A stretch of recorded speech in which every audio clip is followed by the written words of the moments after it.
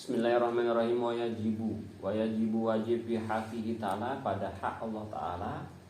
Apa yang wajib? Mukhalafatu lil hawadis, sifat mukhalafatu lil hawadis. Mukhalafatu lil hawadis yang artinya berbeda dengan makhluk. Mukhalafatu lil hawadis. Kalau bahasa kita mukhalafah tidak sama lil hawadis dengan makhluk. Jadi wajib pada Allah itu sifat yang keempat, yaitu sifat mukhalafatu lil hawadis.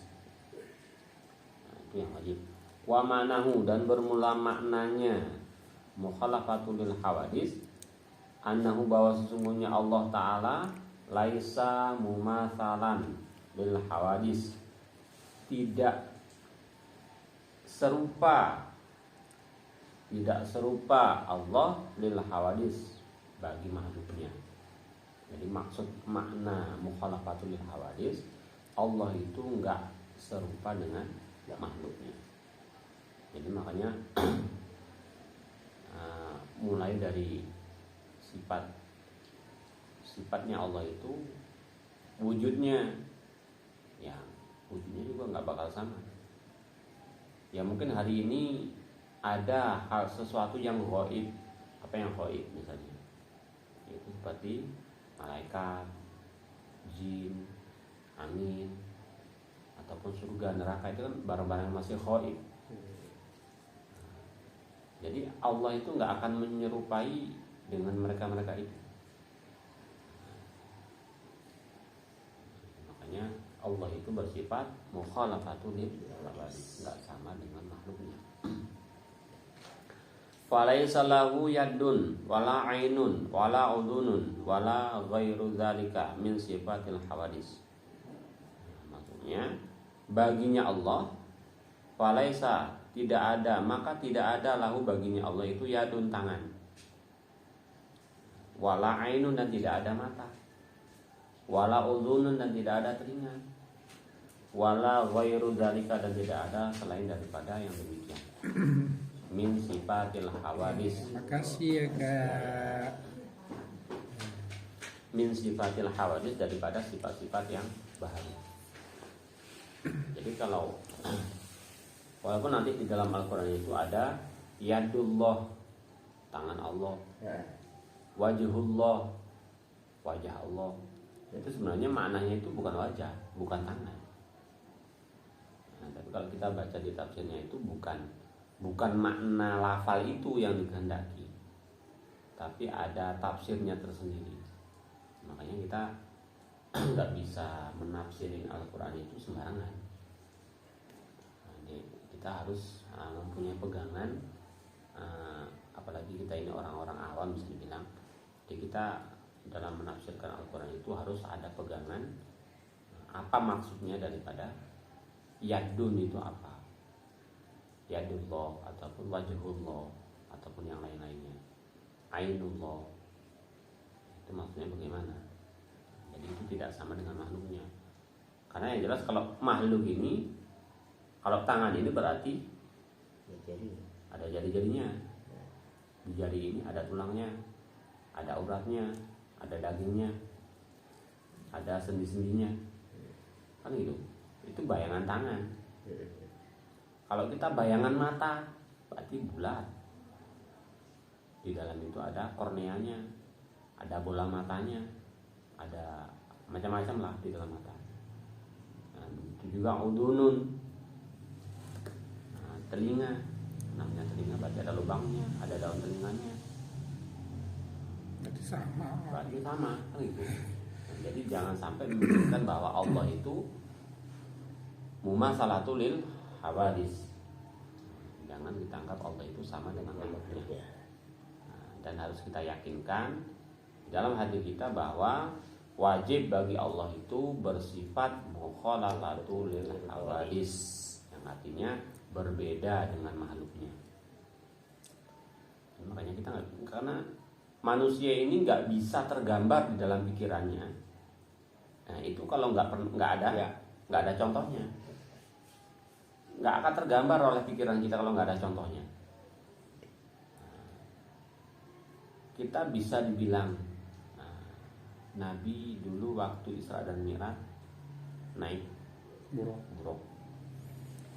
buruk itu Cahaya. istilahnya cahaya kan itu, wajahnya itu bisa digambarkan kan itu, wajahnya itu bisa digambarkan seperti kuda yang punya sayap kan itu. Cuma ya bisa dibilang kalau indah gantengnya itu lebih gantengan buruk lagi daripada kuda. Maksudnya gambarannya kan ada persamaan, walaupun nggak seluruhnya. Cuman adalah sedikit kesamaannya. Kan gitu. Dan kebanyakan memang kita manusia ini bisa menyamakan sesuatu itu kalau memang pernah terlihat, walaupun tidak sama, cuma gambarannya itu ada. Itu karena sifat kita manusia itu seperti itu. Jadi kita tidak boleh menyamakan Allah Subhanahu wa taala dengan makhluk. Karena nggak bakal sama. Makanya Allah wajib bersifat mukhalafatul lil hawadits. Begitu juga kita lihat bahwa kita katakan bahwa saya lebih percaya sama yang di atas. Kita bilang sama yang di atas. Berarti kalau kita katakan Allah itu di atas, berarti menempati satu tempat. Kalau yang menempati satu tempat itu kan makhluk, berarti sama dengan makhluk, nggak boleh. Makanya itu perlu hati-hati. Wa dalilu ala dzalika annahu law kana mumatsalan lil hawadis la kana hadisan wa huwa muhalun. Dan dalil atas berbedanya Allah Ta'ala dengan makhluk, dengan makhluknya, yaitu sesungguhnya jikalau adanya Allah merupakan sesuatu yang serupa dengan makhluk, maka tentu Allah merupakan sesuatu yang baru, dan itu mustahil. Maksudnya kalau kita bilang Allah itu sama dengan makhluk, berarti kalau Allah sama dengan makhluk, berarti Allah itu juga makhluk, muhdis, sesuatu yang baru. Kalau Allah bersifat muhdis, itu mustahil. Kalau Allah bersifat baru, itu mustahil. Dan jadi yang perlu kita yakini, karena kita juga dalam beriktikad ini masih digolongkan kepada apa? Kalau kita ini orang awam ini mengikuti pendapat orang lain yang namanya, kalau orang mengikuti pendapat orang lain namanya taklid. Jadi kita ini bertaklid kepada Abu Hasan Asy'ari dan Abu Mansur al-Maturidi. Maka sifat mukhalafatul lil hawadis, makna sifat mukhalafatul lil hawadis. Ini misalnya ada yang tanya, apa makna dari sifat mukhalafatul lil hawadis? Makna sifat mukhalafatul lil hawadis itu apa? Jawabnya adalah tidak ada satupun makhluk yang menyamai Allah Ta'ala secara mutlak. Jadi satupun nggak ada. Dari keseluruhan dari barang yang pokoknya atas nama makhluk, yang bagi kita ini manusia nampak ataupun enggak, besar atau kecil atau sedang, itu enggak ada satupun yang menyamai Allah Ta'ala secara mutlak. Tidak sama dalam zatnya, sifatnya maupun perbuatannya. Jadi kesemuanya itu enggak ada yang menyamai, enggak ada yang menyamai. Allahul Ghani, Allah itu Maha Ghani, itu kaya. Manusia ada kaya, ya ada. Cuma kayanya Allah itu nggak ada bandingannya. Kekayaan manusia itu terbatas. Kekayaan manusia itu ya di ketika hidupnya. Kalau sudah mati ya nggak ada manfaatnya lagi. Atau ataupun kekuatan makhluknya Allah itu terbatas, tapi kekuatan Allah ini yang tidak ada batasannya. Sebagaimana tertulis dalam kitab Umul Barahin wa mukhalafatuhu ta'ala lil hawadis, yang artinya mukhalafatuhu ta'ala lil hawadis, berbeda dengan semua makhluk. Maksudnya tidak ada satupun makhluk yang menyamai Allah Subhanahu wa taala secara mutlak, tidak sama dalam zat, sifat maupun perbuatannya. Makanya dalam perbuatannya pun tidak sama. Dalam sifatnya tidak sama. Dalam zatnya juga tidak sama dengan makhluknya. Ya, nanti jangan tergambarkan oleh kita kalau kita ini bisa dibilang makhluknya makhluk kasar, kan gitu. Ada yang lebih halus lagi yang diciptakan dari cahaya, yaitu malaikat. Berarti seperti cahaya? Enggak juga.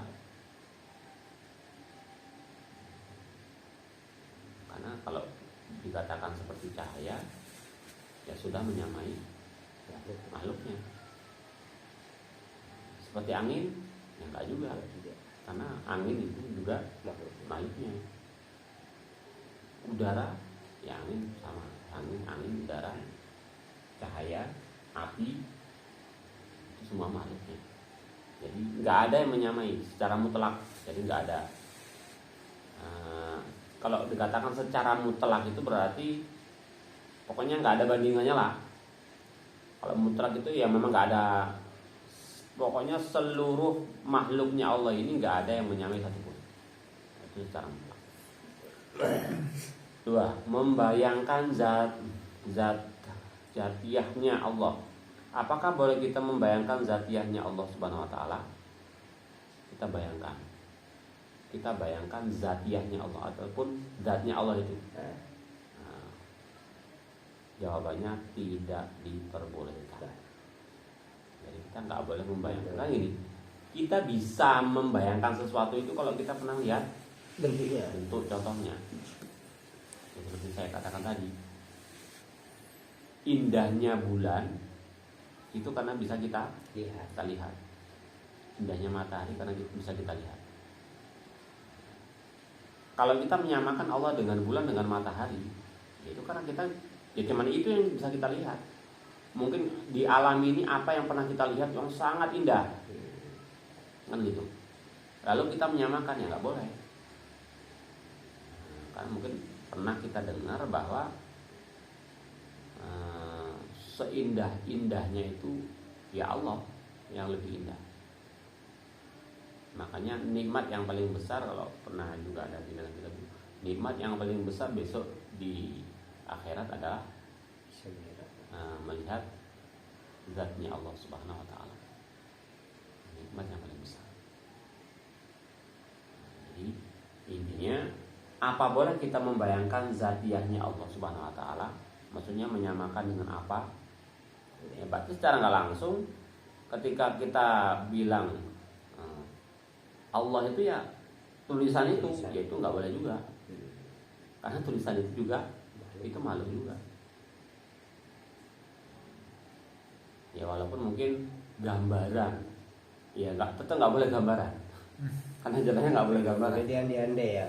Berandai-andai itu nggak boleh. Ataupun misalnya gini, ketika orang zikir itu dalam tuntunan zikir qalbi, itu kan dia ambil dari apa? Dari pusatnya, dia naikkan ke pikirannya, ke dalam otaknya, habis itu dia palukan ke dalam hatinya. Terus nggak boleh membayangkan yang dia palukan dalam hatinya itu adalah lafal Allah itu. Soal Allah itu kita masukkan ke dalam hati, kan gitu. Itu berarti ya sama saja menyamakan makhluknya Allah. Nah, pokoknya yang intinya nggak boleh kita membayangkan zatiyahnya Allah Subhanahu wa taala. Ini bahaya. Nah, sebagaimana juga tertulis di dalam kitab Fathul Majid yang artinya yang dikehendaki dengan menyamai dalam hal ini adalah menyamai walaupun dari satu sisi. Nah, jadi menyamakan misalnya gini, dari segi misalnya Allah itu berada di mana-mana. Mungkin pernah dengar Allah itu berada di mana-mana. Bahkan lebih dekat dengan urat leher. Kan itu. Kalau bayangan berada di mana-mana, udara ini ada di mana-mana nggak? Ada. Nah, lalu kita menyamakan dari segi Allah itu ada di mana-mana. Berarti seperti udara, itu nggak boleh. Lah, seperti udara berarti kan menyamakan Allah dengan zatnya, makhluknya. Itu dilarang. Nah, makanya di sini dikatakan walaupun menyamainya tadi dari satu sisi, yaitu tadi sisi bisa menempati semua tempat. Kan itu. Itu juga tidak boleh. Berbeda halnya dengan serupa, karena sesuatu bisa dikatakan serupa jika banyak sekali persamaan di dalam wujudnya. Maksud dari zatnya Allah Subhanahu wa taala bukan jirim dalam barang adalah barang siapa meyakini kalau Allah Subhanahu wa taala itu jisim seperti jisim-jisim pada umumnya, maka dia dihukumi kafir. Kalau misalnya seseorang yang menyamakan bahwa ya tadi Allah tadi seperti udara bisa menempatnya, itu dia bisa tergolong kepada kafir. Makanya enggak sembarangan, perlu hati-hati. Karena keyakinan tersebut menjelaskan kalau Allah Subhanahu wa taala itu bersifat baru. Jadi menyamakan Allah dengan jirim ataupun sesuatu bentuk ataupun sesuatu benda, sesuatu makhluk, itu berarti sama seperti Allah itu bersifat baru. Sedangkan kalau ia meyakini bahwa Allah Subhanahu wa taala itu jisim tapi tidak seperti jisim pada umumnya, maka dia berdosa. Kalau yang tadi menyamakan jisimnya Allah itu tadi seperti makhluknya, itu bisa menyebabkan kafir. Tapi dia menyamakan jisim tapi yang nggak pernah tergambarkan, yang nggak pernah dia contohkan. Nah, ini termasuk dosa.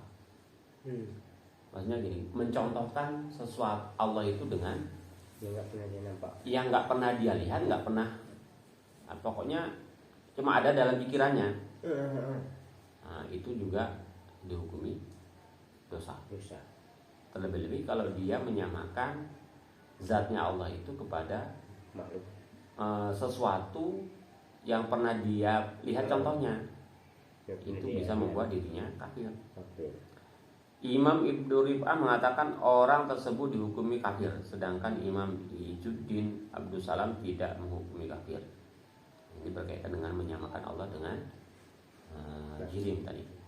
Nah, ini makanya pokoknya jangan sekali-sekali bahwa kita membayangkan Allah itu berbentuk ya seperti apa saja, baik tulisan ataupun namanya. Kalau kita bayangkan itu namanya, ya nggak masalah. Kalau namanya nggak masalah. Cuma bukan, kita jangan meyakini bahwa itulah Allah itu yang nggak boleh. Kalau kita misalnya meyakini Allah namanya Allah itu ada di hati saya, ya seperti ya namanya Allah itu ada di dalam hati saya misalnya, itu nggak masalah. Cuma yang nggak boleh meyakini bahwa itulah Allah. Tulisan itulah Allah. Nah, itu yang nggak boleh. Berarti dia menyamakan zatnya Allah itu seperti makhluknya. Tulisan itu kan makhluk, termasuk makhluk. Yang ketiga, Allah tidak berada di atas atau di bawah. Nah, ini bagaimana kalau meyakini bahwa Allah Subhanahu wa taala itu berada di atas atau di bawah? Nah, ini yang pernah kita bahas kemarin. Ya, Nah, jawabannya kalau meyakini Allah berada di bawah maka ia dihukumi kafir. Sedangkan kalau berada di atas termasuk orang yang bodoh dan fasik tapi tidak dihukumi kafir. Di atas. Nah, meyakini Allah itu ada di atas. Itu termasuk orang yang bodoh dan fasik tapi tidak dihukumi kafir. Tapi kalau orang meyakini bahwa Allah itu di bawah, itu bisa menyebabkan kafir. Makanya kemarin juga pernah saya sampaikan, kita nggak boleh saya lebih percaya sama yang di atas. Yang di atas ini siapa? Langit. Nah, kalau dia meyakini yang dimaksud adalah Allah, berarti Allah ini nanti menempati satu tempat. Orang itu dikatakan bodoh. Kenapa kok bodoh? Ya kalau Allah menempati satu tempat, berarti Allah itu sama kayak makhluknya. Tadi makanya nggak boleh. Makanya di sini dihukumi bodoh dan fasik. Fasik itu. Seolah-olah kan gini, maksud fasik gini. Seolah-olah dia itu udah pernah lihat kalau di atas gitu loh. Berarti kan ucapannya itu ucapan bohong.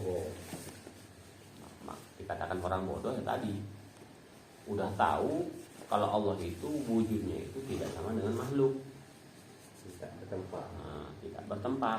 Tapi kok dia bilang di atas, tapi bodoh dia kan itu. Dan tertulis dalam kitab Fathul Majid, yang artinya begitu juga dihukumi kafir, yaitu orang meyakini kalau Allah berada di bawah, meyakini berada di bawah. Karena mengapa kok dibatalkan seperti itu? Karena bisa jadi gini. Kalau dikatakan di bawah ini kan orang yang rendah. Kalau orang meyakini Allah itu di bawah, berarti Allah itu orang yang zat yang lemah. Dari menunjukkan tempatnya di bawah saja menunjukkan bahwa Allah itu lemah. Itu yang membuat mungkin dirinya menjadi kafir. Kalau mungkin di atas itu dari segi ya sesuatu yang mulia itu pasti di atas. Cuma saja hal seperti itu pun tetap tidak boleh. Sedangkan kalau berada di atas termasuk orang yang bodoh dan fasik tapi tidak dihukumi kafir, itu bedanya. Nah, tetapi kalau ia meyakini selain berada di bawah, maka ia adalah orang yang bodoh dan fasik dan tidak dihukumi kafir kecuali ia meyakini hulul menunggal.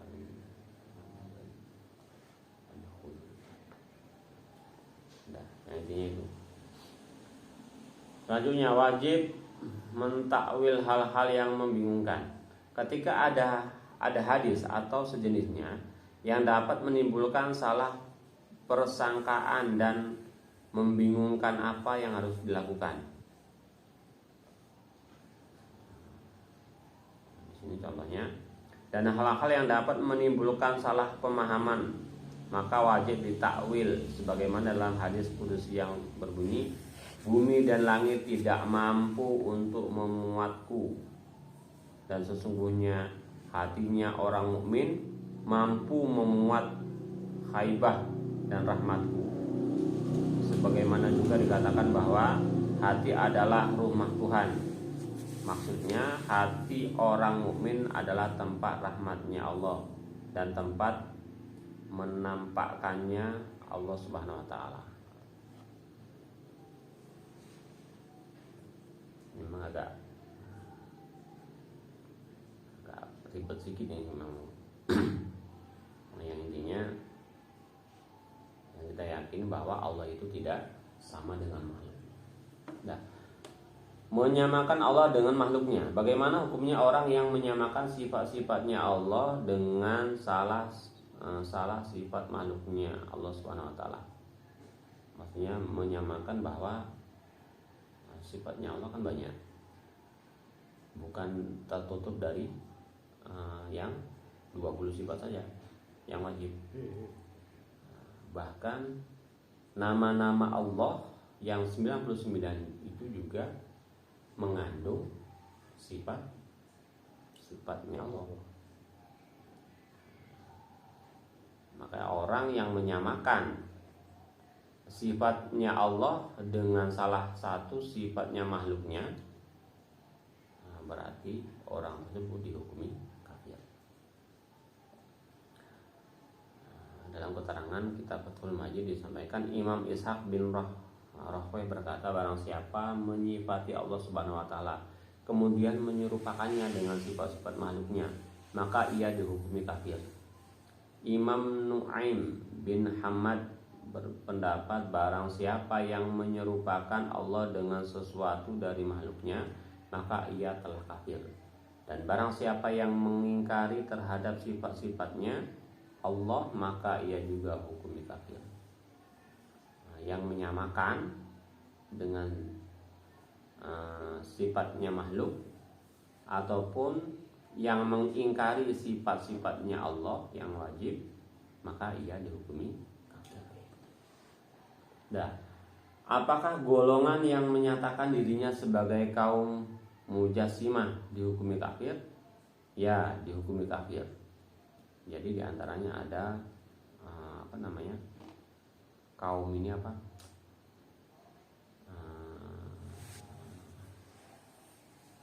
orang yang berkeyakinan, yaitu Mujassimah namanya.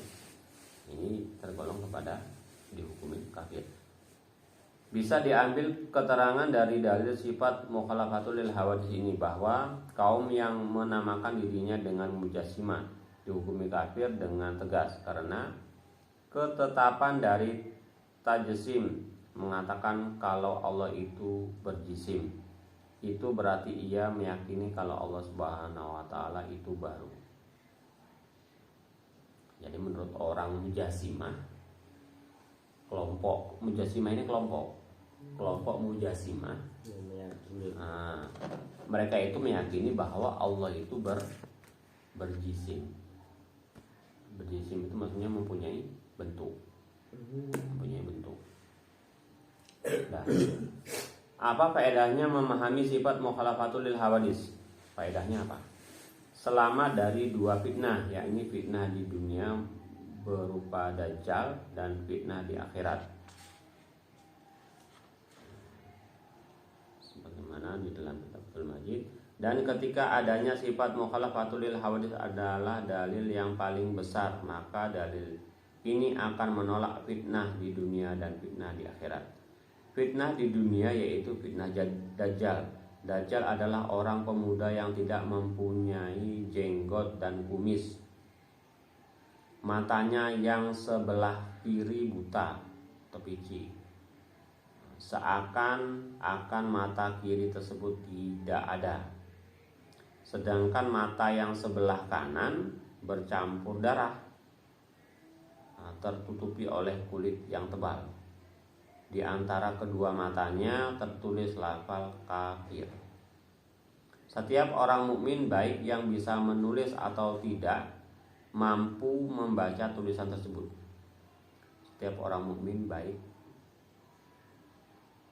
yang bisa menulis atau yang tidak bisa menulis mampu membaca tulisan tersebut. Ini kelebihannya. Tulisan kafir di jidat daripada Dajjal tadi, semua orang mukmin itu bisa baca. Apakah dia memang orang pintar ataupun orang bodoh, tetap bisa baca. Berarti tanda bahwa dia itu memang Dajjal. Setiap orang mukmin baik yang bisa menulis atau yang tidak mampu membaca tulisan tersebut. Tubuhnya gemuk, tingginya 80 ziro. 1 ziro kurang lebih 60 cm. Ziro itu segini. Berarti 4 berapa tadi? 80 ziro. Dan lebarnya 30 ziro. Lebar jidatnya 2 ziro. Lebar jidatnya 20 cm. 120 cm. 1,20 m. Bukan orang kayak kita memang. Ya enak kali lah. Memang orangnya itu ya kalau bisa dibilang ya jidatnya aja segitu. 1,20 m. Berarti termasuk makhluk aneh lah itu. Enggak, apa namanya? raksasa. Seperti zamannya Nabi Adam lah mungkin Mas ya. Oh, Masih besar-besar. Besar-besar. Nah, di kepalanya terdapat tanduk yang pecah sebagai tempat keluarnya ular.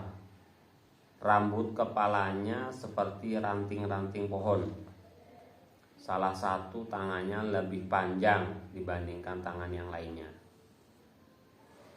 Itu diantaranya. Itu tertulis di dalam kitab Fathul Majid. Tangan kanannya yang panjang ya.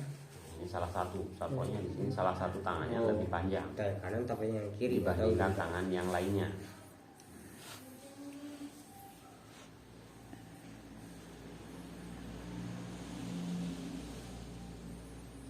Nah, sebagai makhluknya kita tidak akan terlepas dari ruang dan waktu. Apakah Allah membutuhkan tempat dan waktu? Jawabannya tidak membutuhkan keduanya. Allah nggak butuh tempat, nggak butuh nggak waktu. butuh waktu. Segala sesuatu yang ada di benakmu maka Allah Subhanahu Wa Taala berada dari hal itu, berbeda dari hal itu. Semua Allah Subhanahu Wa Taala tidak berarah, tidak bertempat dan tidak terikat oleh waktu. Jadi dijelaskan di sini sesuatu yang ada dalam benak pikiran kita berkaitan dengan zatnya Allah ataupun dengan sifat-sifatnya Allah itu nggak ada yang sesuai dengan yang ada di benak kita. Karena yang jelas yang ada di benak kita itu pasti sama dengan makhluknya. Ini makanya kita tidak boleh memikirkan yang sama dengan makhluknya.